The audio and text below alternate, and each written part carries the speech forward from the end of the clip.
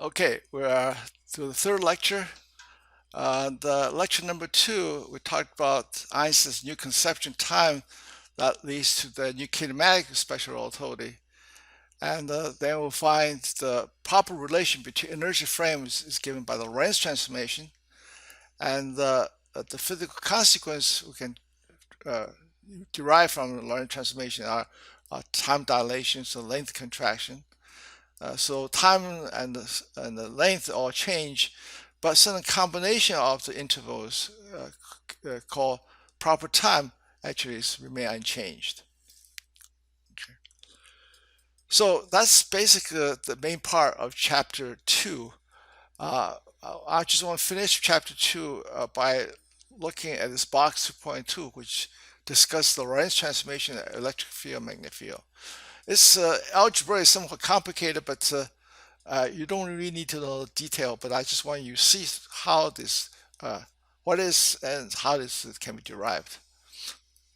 And then we go on to chapter 3, talk about Minkowski's geometric formulation of relativity. First, we basically just to establish notations.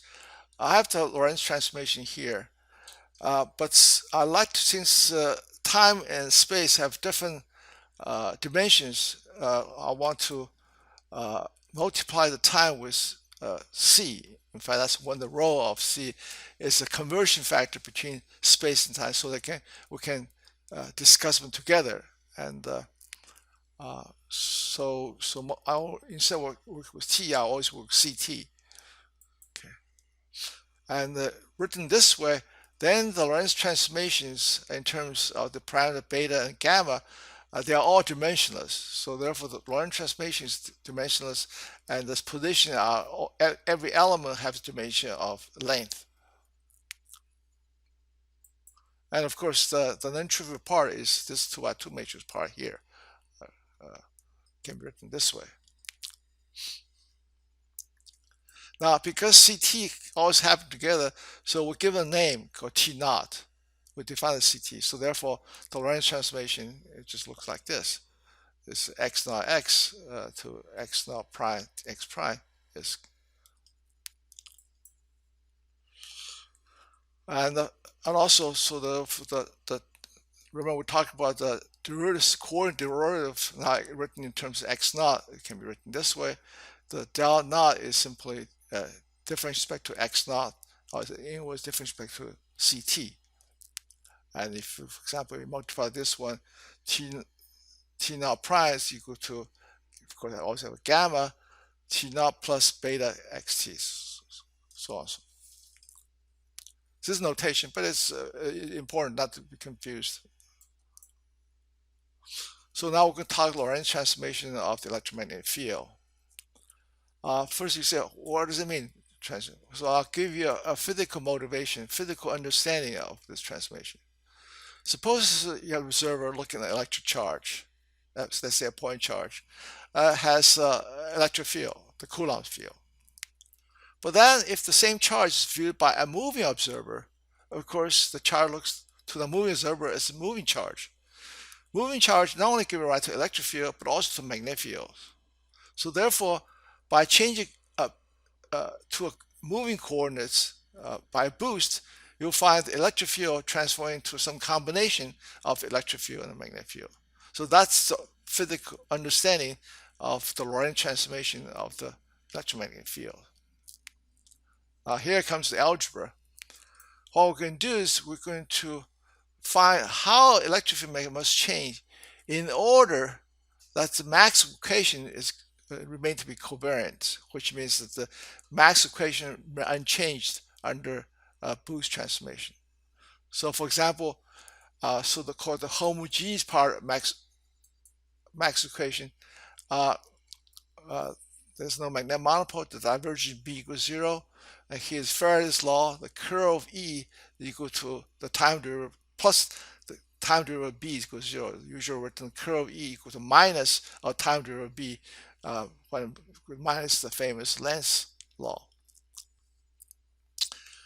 By covariance Maxwell equation means if this holds in an O frame, the same relation holds in the O prime frame, which is the O prime frame is moving respect to the O frame. And I'm just copying the derivative relations from the last page. And now I'm keeping only talking boost because the relation covered by transformation or rotation is trivial because we all written in vector equations. So these equations are automatically symmetric respect to rotation transformations.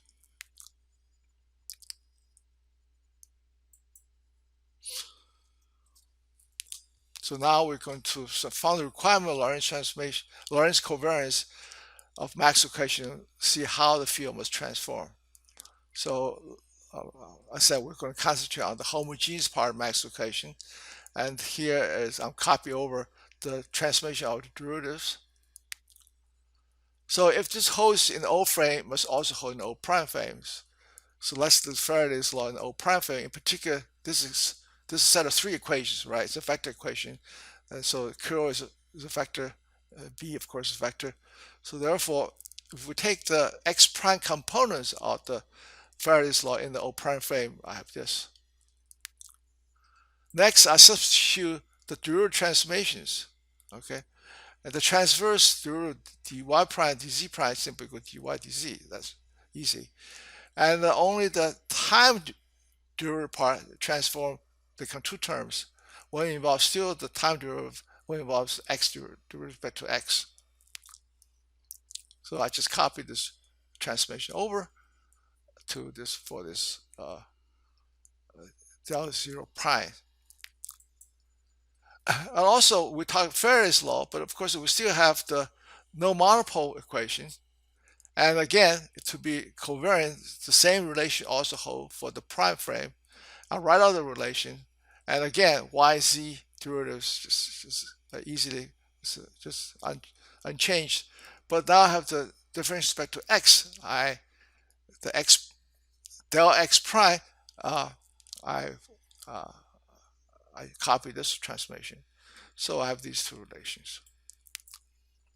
Now, if I multiply minus beta on the second equation, and notice these two terms same and the opposite sign because it's minus beta multiply. Okay, and then if I factor out the term difference between y, I have differential y the first term, so e sub z prime, and so that's minus beta by prime, and also take out the connect the two terms with respect to z. I have this, and the term with respect to time, I have this. Now, the reason I multiply minus beta here is then this term here will become minus beta squared. But combined with this term here, once take out the gamma, I have a 1 minus beta squared term multiplied by gamma squared. That's equal to 1. Okay, because gamma is equal to 1 was beta square root.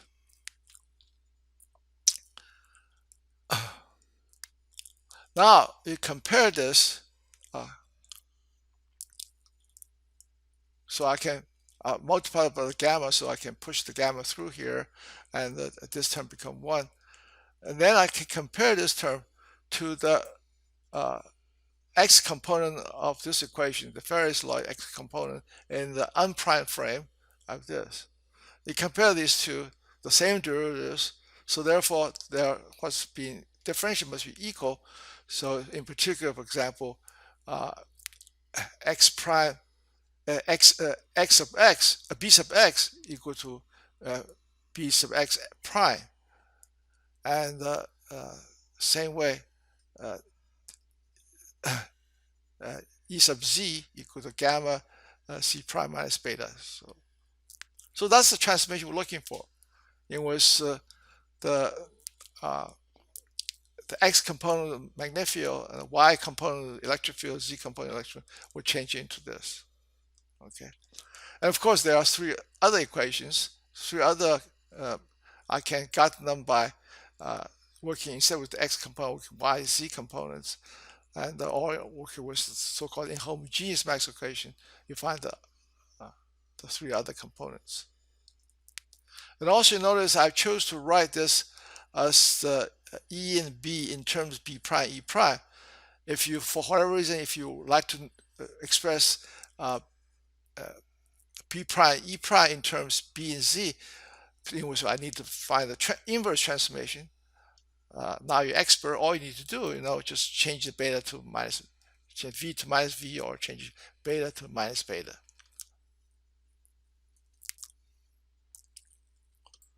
So that's and the first part of the third lecture.